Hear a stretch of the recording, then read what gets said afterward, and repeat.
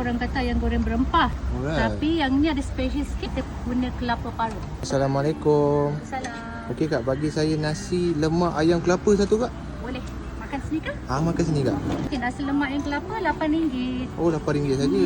Kalau add on dengan sambal sotong semua ni? Okey, kalau nak add on sambal sotong add on RM5. Oh, okey boleh. Akan add on yang sambal sotong sekali Okey, boleh. Oh, ni basic je lah. Ya, Oh, ada kangkung. ada. Oh, jarang-jarang saya nampak kat nasi lemak sekarang. Nasi lemak Melaka.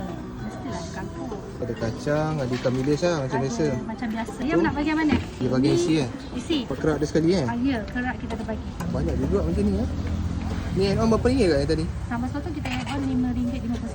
RM5.50 je guys. Sekali kita masuk Sambal. nasi lemak. Okey, kalau macam ni RM13.50.